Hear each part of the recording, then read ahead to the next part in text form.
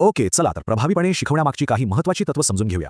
सगळं काही सुरू होतं एका महत्त्वाच्या ध्येयापासून, जे प्रत्येक शिक्षकाच्या कामाला दिशा देतं.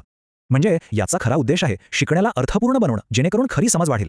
आणि हे सगळं सुरू होतं विद्यार्थ्याच्या भूमिकेला समजून घेण्यापासून. हा एक महत्त्वाचा सिद्धांत आहे. तो विद्यार्थ्यांना ज्ञानाचे रचनाकार मानतो, रिकामी भांडी नाही. आता गंमत म्हणजे हे प्रत्यक्षात कसं दिसतं, तर हे सगळं सक्रिय सहभागाबद्दल आहे.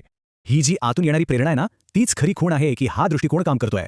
चला आता शिक्षकांच्या साधनांवर नजर टाकूया आणि पाहूया ते या सक्रिय विद्यार्थ्याला कशी मदत करतात. सगळ्यात पहिलं म्हणजे करून शिकणं. ही पद्धत मुलाला शिकण्याच्या अनुभवाच्या केंद्रस्थानी ठेवते. इथला महत्त्वाचा मुद्दा हा आहे की मूल्यांकन फक्त गुण देण्यासाठी नाही, तर मदत करण्यासाठी एक साधन आहे. हे मूल्यांकन अभ्यासाच्या पलीकडे जाऊन मुलाच्या संपूर्ण विकासाच्या प्रत्येक पैलूला स्पर्श करतं. आणि हेच आपल्याला दाखवतं की जुळवून घेणं किती महत्त्वाचं आहे, कारण प्रत्येक विद्यार्थी वेगळा असतो. मग असं कोणतं वातावरण आहे जिथे ही सगळी तत्त्व एकत्र येतात? चला पाहूया. याची सुरुवात होते एका मूलभूत विचाराने, सर्वांसाठी सर्वांसोबत शिक्षण. हे एक असं वातावरण तयार करतं जिथे मुलांना सुरक्षित वाटतं, त्यांचा आदर होतो आणि ते सक्रियपणे सहभागी होतात.